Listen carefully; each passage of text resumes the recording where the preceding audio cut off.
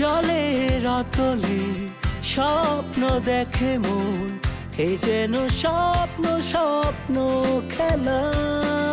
সারা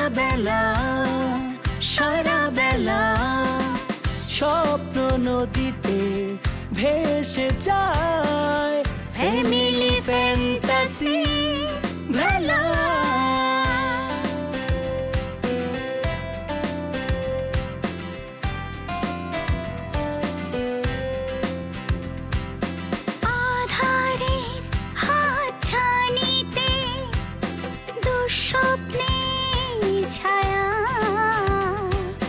থমকে যায় সময় ঘড়ি, জানি শুধু তুমি ফিরবে বাড়ি। কাটে রাত কাটে দিন, নতুন রঙে মন রঙিন, ভালোবাসার অনিমেষ হাত ছানিতে স্বপ্নে বিভোর। Family fantasy, family fantasy, family fantasy.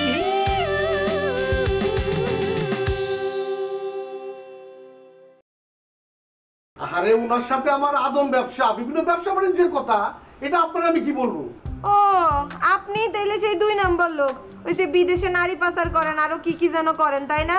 আপনারা তো মামার লগে কোনোভাবে দেখা করান দেওয়া যাবো না। তুমি আমার সাথে যদি রিক্সা করে আসতে তাহলে আমি আনন্দিত হতাম, কিন্তু আমি এখন কষ্ট পেয়েছি, তুমি আমার সাথে আসো।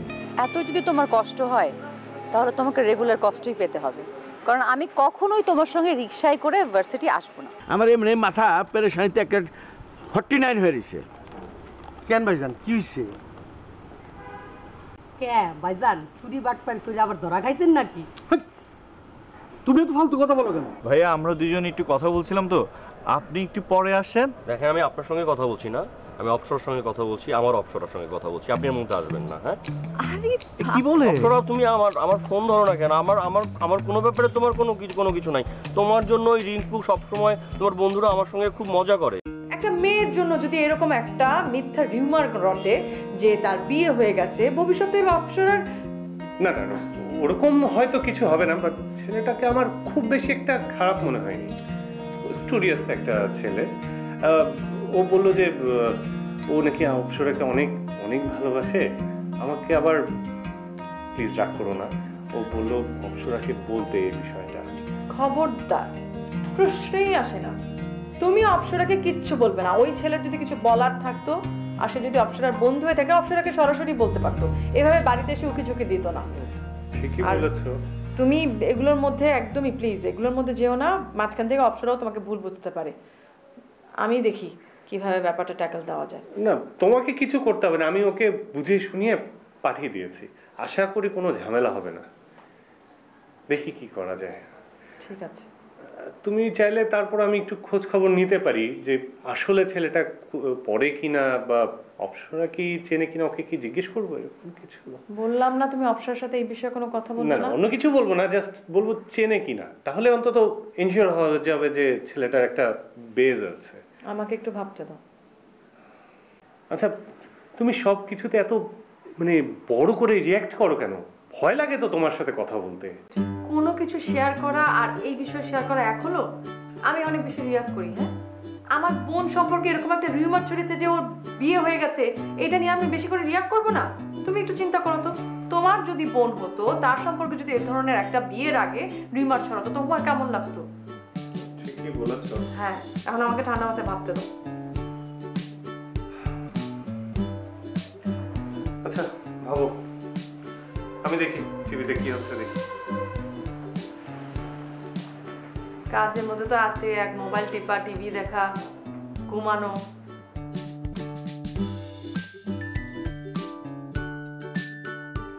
একবার গেলে কি হয়? তুই আমার জন্য তো অপসরাকে ডেকে দেওয়া যায়, ডেকে দেওয়া যায় নাই? এই কি ব্যাপার, এখানে কি গুড়গুড় করতেছো কিছু বুঝলাম না। এইটা অপসরাদের বাড়ি না, আমি অপসরার কাছে এসেছি। হ্যাঁ অপসরদের বাড়ি তো আমার বোনের বাড়ি, অপসর তো আমার ভাগ্নি হয়। অপসরা আপনার ভাগ্নি হয়? মানে আপনি অপসরার মামা? হ্যাঁ তাই। তাহলে তো আমারও মামা। মামা কেমন আছেন? হ্যাঁ অনেক ভালো। সকালে খেয়েছেন? হ্যাঁ তা খাইছি। তো তুমি তো মানে বুঝলাম না বাবা, এরকম তো বাসায় যাও, না, বাসায় তো যাওয়ার অনুমতি আমাকে অপসরা দেয়নি, এই কারণেই আমি তামান্নাকে নিয়ে, ও আমার ফ্রেন্ড, ওকে নিয়ে এসেছি, ওকে নিয়ে ভেতরে ঢোকার চেষ্টা করব। আমি তো তোমার রিঙ্কুর সাথে ঘুরতে দেখছি, আর তোমাকে তো দেখছি যে সবসময় ওর সাথে আটার মতো লেগে থাকো। ভাই আমাকে কখনো রিঙ্কু ভাইয়ের সাথে ঘোরা দেখেন নাই। রিঙ্কু ভাই আমাকে ডেকে ডেকে নিয়ে আসে আর ফাপড় দেয়। লোকটা খুব খারাপ। খারাপ মানে? শোনো, ও রিঙ্কু যে কি করতেছে, ওই যে বিভিন্ন সময়ে বিভিন্ন সমাজ সেবা নামে করোনা টোনা চাঁদায়, কয়টা চাঁদার টাকা মানুষ পায়? ওই 80% ঢুকে পকেটে। হ্যাঁ, আর এই ছেলে তো মহা সমস্যা। তুমি এমন কেন, এত উড়নচণ্ডী কেন ছেলে? আমার মাথার মধ্যে দুটো জিনিস কাজ করে, বৃক্ষ আর অপসরা, আমার কোনো কিছু কাজ।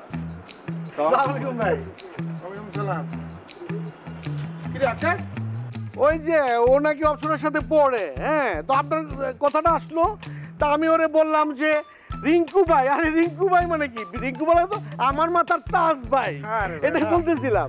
এই যে একদম মিথ্যে কথা বলছে ভাই। এইমাত্র বলেছে আপনি নাকি পাজি, দুষ্টু, খুবই বদ চরিত্রের অধিকারী। সাক্ষী তামান্না, সাক্ষী আছে। দাঁড়াও, তো তোমার তো বাবা মাথায় সমস্যা আছে। আমি ভাই, তুমি বৃক্ষের কসম কেটে বলছি, আমি বৃক্ষের কসম কেটে বলছি ভাই, এইমাত্র বলেছে আপনার সম্পর্কে খারাপ কথা বলেছে, দুষ্টু বলেছে। আরে ভাই, এই তুমি বাপদার থেকে সারা পাইছো কবে? ওর তো ঠিক নাই। এর আগে এসে বললো, আপনি জানেন আমি আমার বিশ্ববিদ্যালয়ের সবচেয়ে মেরিটোরিয়াস, সবচেয়ে মেধাবী ছাত্র। তোমার মতো ভালো ছাত্ররা যারা মাথায় একটা ভালো কথা মনে রাখতে পারে না, তোমরা দুজন, তোমাদের একটা অনৈতিক সম্পর্ক আছে। আর আমার সহজ সরল ভাগ্নি অপসরার নামে, ভাই ওরা দুজন অপসরার নামে যেসব কথাবার্তা বলছে। রিঙ্কু ভাই কি বলেছে শুনেছেন? ওরা দল বেঁধে অপসরা ভাগ্নি কইলি তুই অপসরা কোন আমার মামা? হ্যাঁ মামা, ও নাকি মামা হয়, মামা হয়, ও নাকি মামা হয়। আমি বলতেছি আসলাম ভাই আমার ভাই না, আমার মায়ের খালাতো বোনের নরাশের যে বাসুরের মেয়ে, ওটা তো অপসরার মা। খারাপ আমি জানি, বুঝছেন না? তো আমরা আত্মীয় না, কাছের আত্মীয় না। তুই তো আত্মীয়, তুই ঘরে ঢুকতে বইয়া থাকস না, ঢাকা শহরে যাও তোর ঘরে লই আইছিলি। হ্যাঁ, আয় আমার কাছে কইছিলি যে আমি কই না ভাই, আমার বউডারের জন্য নিয়ে এলাম। আমি কোথাও উঠতে পারি নাই, ভাই আমার আশ্রয় দিচ্ছে, ভাই আমার টাকা দিচ্ছে। ভাই ভুল কথা, আপনার সঙ্গে খুব বাজে বাজে কথা বলেছে কিন্তু ভাই। ভাই আমি বলছি, ভাই শুনেন 3 মাসে আপনার চরিত্র নিয়ে কথা বলেছে ভাই। ভাই দুইটা পাগল ছাগল। হ্যাঁ ভাই, সমুদ্র উল্লাপাল্টা কথা কর। ও কি কইছে? আপনার সম্পর্কে খুব বাজে বাজে কথা বলেছে ভাই। তোর এটা বিশ্বাস হয়? আমার তো কিছুই বিশ্বাস হয় না, আমার সবই বিশ্বাস হয়। হ্যাঁ, যে তোর বিশ্বাস হইলে তুই লাভ দাও, পানিতে ফাল দাও, ডুবতে মরে যা। অপসরা দেখলে তাও দিতাম। পাগল সব তুই হইছিস গিয়ে পাগল, ওইদিকে এক পাগল, এদিকে এক পাগল, এই এক পাগল, সব পাগল লইয়া আমি আছি মনে কর এক মহা যন্ত্রণায়। আমিও পাগল হয়ে যাবো গা। ভাই অপসরার বাসায় এসেছেন? তুই যা, তুই অপসরার বাসায় যাই, অপসরার ডাক্কা বাইক কর, যা যা যা।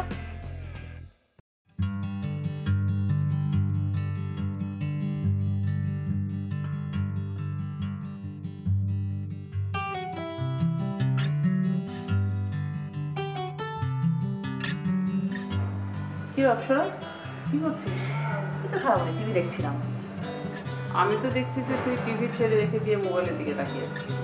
না খালামণি, আসলে ফোনে ফেসবুক আছে তো, ফেসবুকে আমাদের ডিপার্টমেন্টের একটা গ্রুপ আছে, ওইখানে যে কোনো ইনফরমেশন প্রবলেম হলে আমরা নক দিই, ওরা প্রবলেম সলভ করে দেয়। ওকে, তাহলে টিভিটা অন করে রাখার দরকারটা কি? দুটোই যদি অন করে রাখিস তাহলে লাভটা কি বল? Sorry, of. আচ্ছা, এই যন্ত্রটা নিয়ে সারাদিন তোরা পড়ে থাকিস কেন বলতো? সারাদিন কোথায়, একটু পরে তো তুমি নেট অফ করে দিবে, কোনো কাজ থাকলে সেটাও করতে পারবো না। মোবাইলে এমন কি জরুরি কাজ? আরে খালামণি, তোমার কাছে কেন মনে হয় যে ফোনের মধ্যে শুধু মোবাইল গেমই খেলি আর ফেসবুকিংই করি? এছাড়া তো মোবাইলে অনেক হেল্প হয়। আমাদের ভার্সিটিতে অনেক সাজেশন আমরা ফেসবুকের মাধ্যমে পেয়ে যাই। তাছাড়া খবরাখবর আর কত রকম ইনফরমেশন পাই খালামণি, তুমি চিন্তাই করতে পারবে না। তুমি না প্লিজ খালামণি, রাতের বেলা না নেট অফ করো না, অনেক দরকার কাজ হয় না। আচ্ছা ঠিক আছে, আমি নেট অফ করবো না। থ্যাঙ্কস খালামণি। আচ্ছা, ওই দিন তোর বান্ধবী দীপা এসেছিল কেন বলতো? ও, আমার ফোনটা অফ পেয়েছিল তো, তাই ফোন অফ পেয়ে আমার বাসায় চলে এসেছে।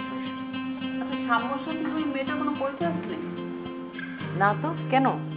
না এমনি, ওকে একদিন আসতে বলিস।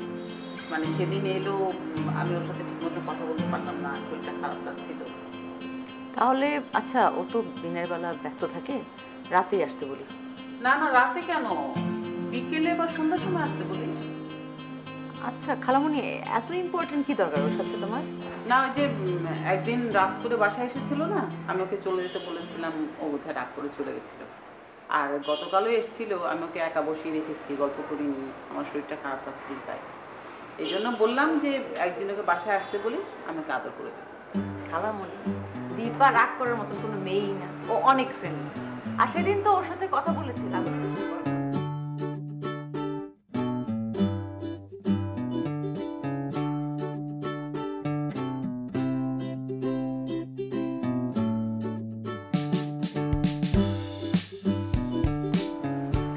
সালাম আলাইকুম স্যার। ভাই কেমন আছেন? তুই হাগলি কোনো তুই এত বড় লোকটা তুই বাইক কস তাদের সার কস টাঙ্গা লাগা হুড়ির নেত্র খারাপ রয়েছে কেটে করো তোর মতো। আরে স্যার কেমন মানুষকে সবসময় এক থাকেন, অবমাননার কারণে হয়তো 2 নম্বরই করছে, আর উনি তো আমাদের টাকা এখন ফিরে দিতেছে। বাদে নিরাপত্তা গ্যারান্টি কে দিছে? আদি হেটা কো হ্যাঁ তো টাকা এই আসলে একটু কথা বলি না ভাই, আমার ভালো লাগছে ভাই। বলেন। ওই যে গঠন হয়েছে সকালে তো অভাব-অনটনের দিন, আপনি জানেন তো। আপনাকে তো একটা আশ্বাস হইলো, ওই যে আমার সাথে এক বড় ভাই ছিল, উনি কথা দিয়েছে আপনার টাকাটা দিয়ে দিবে। কিন্তু সব দুঃখের বিষয়টা হলো কি জানেন ভাই, ওই টাকাটা যখন আমি নিলাম ওই টাকাটা আরেক বাট করে নিয়ে গেছে, ওই টাকাটা আমি উঠাইতে পারি নাই। তো আমার ওই ভাইটা উঠাই দিব। এখন ভাই এখন যেদিকে যাই বুঝছেন, একটা ব্যবসা বাণিজ্য কিভাবে করি করোনা উপলক্ষে, যেদিকে যাই লাত্তি উঠলে খাই ভাই। শুনুন শুনুন, আমার কাছে একটা ব্যবসা আছে। কি বলেন? আমরা যে টঙ্গী বাজার থেকে মনে করেন ভ্যান গাড়িতে করে কিছু তরকারি বিক্রি করলাম, তাহলে এটা তো আপনার অভাবে গেল, আর 2 নম্বরই করা লাগলো না। কি বলেন? আপনার যে ফস্টারটা দিচ্ছি যদি করছিলাম, ওই যে ঘটনা হয়েছে, ওই যে টমেটো যেটা আনি আড়ত থেকে আমি করছিলাম, আমি সব কইরা তারপর আপনাকে ওই ব্যবসাটা বাইসে দিয়েছিলাম। ওই টমেটো যখন 5 কেজি আনি, এখানে 2 কেজি বিক্রি হয়, আর 1-2 কেজি পচে যায়। পচে যাওয়ার পরে যে পুঁজিটা হয়, যে ধরুন 1000 টাকা পুঁজি কাটাইলাম বা 500 টাকা পুঁজি কাটাইলাম, অনেক কিছু হিসাব করে দেখছি ভাই। আবার এখান থেকে কিছু চাঁদাও দিতে এলাকার লোকজন আছে, সব কিছু মিলে ঠিক থাকে না। এখন এই মুহূর্তে কই যাবো ভাই? এদিক দিয়ে আপনার একটা আশ্বাস হয়েছে আপনার টাকাটা পাইবেন, আমি কই যাই কোন তো ভাই? ইগা হইরাটিয়া মারি খাই ইগা কান্দে, ইগারে তুই বিশ্বাস করছস কেন? ইগা সেরার দিকে চাস না রে নিসা। সুযোগ দে, সুযোগ দে, দেখাস না কি করে। তুই জানোস না টাকা না রে, তুই জানোস না আমার কত কষ্টের টিকে খাইছে ইগা জালিম। না টাকা তো পাইবি, যে ওই সকালবেলা যে ওই সাতটা বলছে না যে টাকাটা দিব, তোলা এত টেনশন কি? ইগা কিন্তু কইতেই তো নয়, নোয়া খেললে কেরকম হারামি। ঢাকা শহর আইছি আর ঢাকা শহর থামু, তবে তুই হারামিরে চাইলুম ভাই। রাগ করেন না আমার উপরে ভাই, আমি আপনার মতো এক অবস্থা, আমার অবস্থা ভালো না। এখন আমার একটু সাজেস্ট করেন তো, এই মুহূর্তে এই দুর্যোগ করোনার মুহূর্তে কি করলে ভালো হয় একটু কন্ত। আসেন কাঁধে কাঁধ দেখে একটু কিছু করা যায় কিনা ভাই। আপনার আমার অনেক পছন্দ হয়েছে ভাই, একবার সুযোগ দেন ভাই, একবার সুযোগ টুযোগ দিতে ইচ্ছাম না। আর মা পাইতেন ফোন দিছে জাদু আর কোলে আয়। আমি মারে কইছি এক নলে ঢাকা শহর ব্যবসা করুম, আর নলে সুইসাইড করুম। তবে সুইসাইড করবে লাগে তোরে খাই এলাম ব্যাংকের মধ্যে গেলে টিয়া দিতে কইবি, বুঝছিস? দিব কোনো সমস্যা।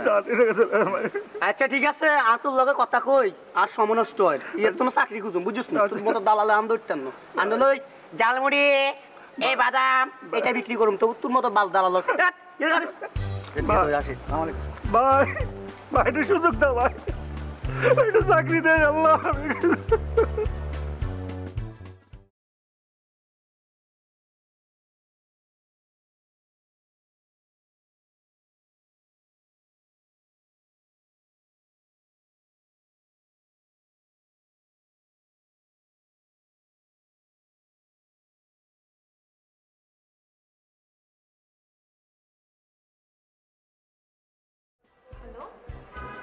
হ্যাঁ বলো।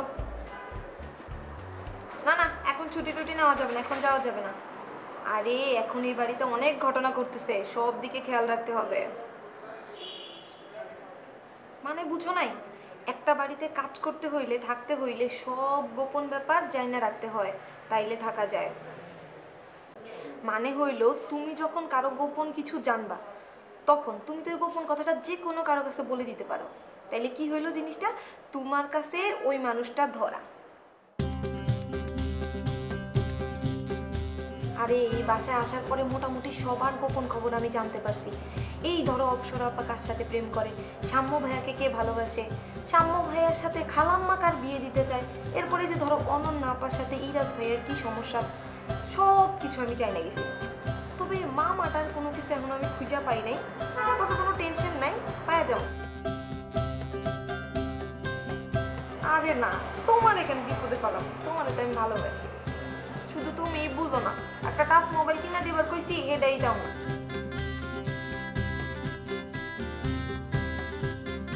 যতদিন তুমি আমারে না দিবা মোবাইল ততদিন আমি একই কথাই কইতে থাকো। কত মানুষের পটায় ফেললাম আর তোমার একটা মোবাইল নিতে পারলাম না। আগে আমার জন্য টাচ মোবাইল রেডি করো, তারপর দেখা করুন। রাখি এখন, খালি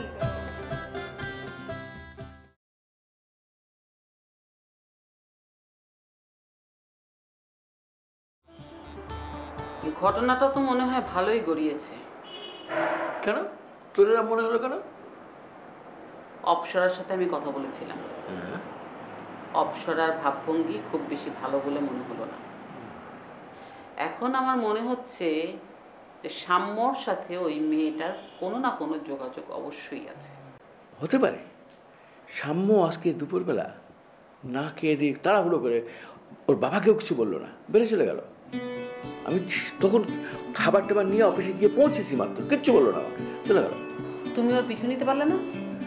আরে পিছু নেবো কিভাবে, আমি তো যে খাবার টাবারগুলো নিয়ে থামতেই পারিনি, বেড়ে চলে গেল।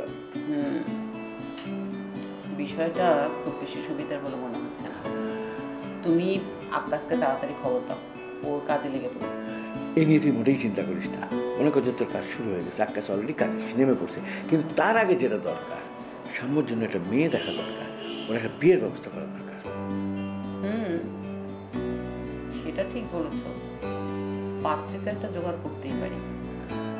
কিন্তু ওই মেয়েটা যদি কোনোভাবে সাম্যকে ফাঁদে ফেলে তাহলে তো পাত্রী জোগাড় করেও কোনো লাভ হবে না। আচ্ছা, বুবু কি তার ছেলে মেয়েদের একজনকেও ঠিকভাবে মানুষ করতে পারেনি? কেন? আমার ভাগনা ভাগনারি তো সব ঠিকঠাক মতোই মানুষ হয়েছে। হ্যাঁ, কি করে ভালো আছে? একজন বিয়ের পরেও স্বামী থাকতে এখানে পড়ে আছে, আর আরেকজন সারাক্ষণ ফোনের মধ্যে ডুবে থাকছে। সাম্যর তো দিন দুনিয়ার কোনো খবরই নেই। দেখি, দুলাভাইয়ের সাথে কালকে কথা বলতে হবে। দুলাভাই আমাকে ওদের দায়িত্ব দিয়েছে, কিন্তু ওদের কাছে আমার কোনো ভ্যালু আছে বলে তো মনে হচ্ছে না। কেন তোর এটা মনে হলো কেন? কারণ দুলাভাই আমার কাছে কিছু টাকা জমা রেখেছিল ওদের হাত খরচের জন্য। ওরা নাকি ওদের বাবার কাছ থেকে টাকা চাইতে পারে না, সেই জন্য দুলাভাই বলেছিল যে আমার কাছ থেকে নিয়ে ওরা খরচ করবে। কিন্তু ওরা তো আমার কাছে কোনো টাকা পয়সা চাইই না। তুই নিজের থেকে দিয়ে দিতে পারতিস। আমি নিজে থেকে দিতে পারতাম, কিন্তু ওরা আমার কাছে কিছু চাইবে না। ওরা সবাই তোর উপরে খুব বিরক্ত হয়ে আছে, মানে রাগ। কেন রাগ? কেন? ওই যে ওয়াইফাই আছে না, ওয়াইফাই তো কানেকশন বন্ধ করে দিছিস। আমি তো ইন্টারনেট আজকে বন্ধ করিনি। দেখো, আমি এখানে এসেছি সবার ভালোর জন্য, সবাইকে ভালো রাখার জন্য। সেই দায়িত্ব দুলাভাই আমাকে দিয়েছে। আমি তো ইচ্ছা করলে নাও থাকতে পারতাম এখানে, তাই না? আমি তো ইচ্ছে করলে গ্রামে গিয়ে একদম নিশ্চিন্তভাবে আরাম আয়েশ করে দিন কাটিয়ে দিতে পারতাম, পারতাম না বলো? হ্যাঁ, সেটা তো অবশ্যই পারতিস। তোর তো টাকার অভাব, কোনো সমস্যা নেই, গ্রামে গেলে একদম পায়ের পায়ে পা তুলে খাইতে পারতিস। কিন্তু ওরা তোকে আমার মনে হয় যে একটু ভুল বুঝেছে, এই কারণে আর কি। আমি কোনো চিন্তা করছি না, তবে ইম্পর্টেন্ট কাজ হলো তুমি আকাশকে আজকেই বলবে যে ওর গোয়েন্দাগিরির কাজটা শুরু করে দিতে। মনে কর ও আমাকে ইনফর্ম করবে যে ওরা কতদূর এগিয়েছে, তারপর আমি চিন্তা ভাবনা করবো কি করা যায়। ঠিক আছে, ও নিয়ে তুই মোটেই টেনশন করিস না। মনে কর তো কাজ আকাশ শুরু করে দিচ্ছে, আকাশ আমার খুব কাছের লোক, তো সব ব্যবস্থা করবে। তুমি বেশি বকবক করো না তো। আমাকে আগে জানতে হবে যে আকাশ কতদূর আগালো, কতদূর কাজ শুরু করলো, এটা আমাকে জানতে হবে তো। ঠিক আছে, তোমাকে যেটা করতে বলছি তুমি সেটা করো। ঠিক আছে, ঠিক আছে।